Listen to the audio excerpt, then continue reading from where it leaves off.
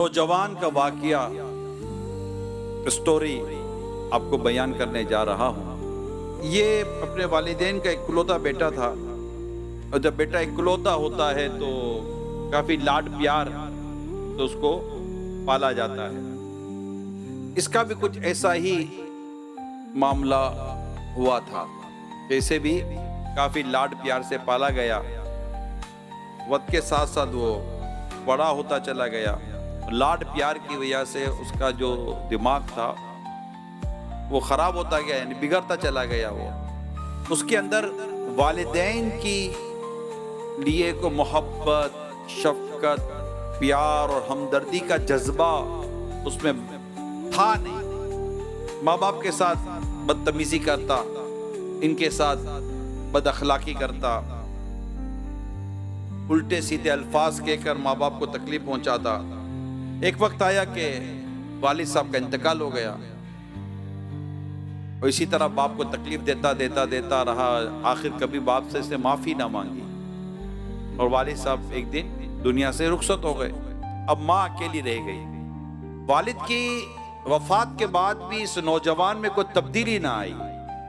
وہ جیسا تھا ویسا ہی رہا، بدتمیز کا بدتمیز، بد اخلاق کا بد اخلاق، بے باک تھا۔ ماں باپ کے ساتھ تو بدتمیزی کرتا تھا، باپ کے جانے کے بعد اب ماں کے ساتھ بھی وہ بدتمیزی، بد اخلاقی، تو تڑا، ابے تبے سے باتیں کرتا۔ دن بہ دن اس کا رویہ خراب سے خراب ہوتا چلا گیا۔ ماں بہرحال ماں ہوتی ہے، اس کے اندر اولاد کے لیے بے تحاشا محبت ہوتی ہے۔ اولاد کتنی بگڑی ہوئی ہو، ماں اپنی شفقت کا اور اپنی محبت کا انداز بنائے رکھتی ہے۔ برے ساتھیوں کی دوستیوں نے اسے مزید بگاڑ رہا۔ گھومنا پھرنا، الٹی سیدھی دوستوں کے حرکتیں کرنا، یہ اس کی پریکٹس تھی۔ ماں اس کو منع کرتی۔ ماں کو اچھی طرح معلوم تھا کہ برے ساتھیوں کی وجہ سے یہ مزید بگڑے گا، یہ مزید خراب ہو جائے گا۔ ویسے ہی اس کا دماغ ہے ہی اس طرح کا۔ ماں کے لاکھ سمجھانے کے باوجود بھی اس کے اندر کوئی تبدیلی نہ آئی، اور الٹا یہ ماں پر چڑھائی کر دیتا، الٹا سیدھا بولنا شروع کر دیتا۔ ایک دن ماں نے بھی اس کو خطی لکھ دیا کہ اب بھی وقت ہے، سدھر جا، میں تجھے سمجھا رہی ہوں، سیدھے راستے پر چل۔ اگر تو نے اپنے آپ کو نہ بدلا تو میں اپنے بڑے بھائی کے کہہ کر تجھے پھر ادب سکھلاؤں گی، یعنی اب میں تیری شکایت کروں گی، انوالو کرنا پڑے گا کسی نہ کسی کو تیرے معاملے میں۔ اب اس دھمکی کا بھی اس کو اثر وثر ہوا نہیں کہ ماموں بھی کیا بگاڑ لے گا میرا۔ اس نے اور مزید الٹا سیدھا بولنا شروع کیا، اور ماموں کے بارے میں بھی جو منہ میں آیا بکواس اس نے کر ڈالی۔ اب اس کی عمر بڑھتے بڑھتے 24 سال کی ہو، اٹا کٹا نوجوان، طاقت ہاتھوں میں بازوؤں میں، کوئی مداخلت کرتا تو اس پر برس پڑتا، تم ہوتے کون ہو میرے معاملے میں بولنے والے۔ ابھی انہی حرکتوں کا سلسلہ اس کا شروع تھا کہ ماں اس کو مزید سمجھانے لگی، اس کو تلقین کرنے لگی، اس کو نصیحتیں کرنے لگی۔ 24 سال کا لڑکا کسی قابو میں نہیں آ رہا۔ اس پر بیٹے کا پارا چڑھ گیا،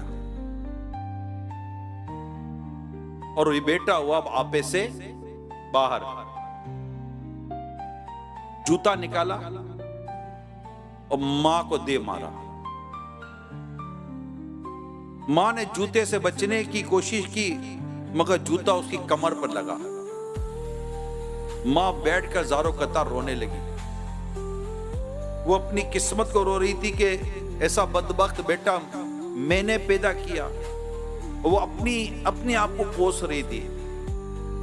ہوتا ہے نا کہ میرے اپنے آپ کو یاد کر رہی ہے، اپنے اعمال یاد کرے گی کہ ایسا بدبخت بیٹا میرے یہاں پیدا ہو گیا کہ مجھے میرا بیٹا جوتوں سے مار رہا ہے۔ اس کو کہیں کسی قسم کی لڑکے کو کوئی ندامت، کوئی افسوس نام کی کوئی چیز نہیں تھی۔ ماں اتنی تکلیف دیتی کہ اچانک नाफरमान बेटे के लिए माँ के मुंह से बद्दुआ निकल गई, बद्दुआ, और वो भी माँ की। देती नहीं है ये, हाँ बद्दुआ यूं देती नहीं है, लेकिन माँ के मुंह से निकल गई ना, ये कहते तीर कमान से निकल गया।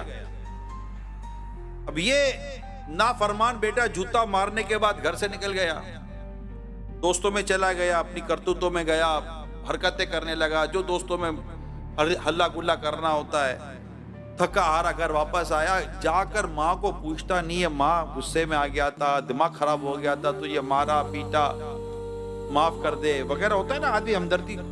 पता ही नहीं है कि माँ जी रही है मर रही है क्या था। थका हारा घर आता है, अपने कमरे में जाता है, जाकर सो जाता है।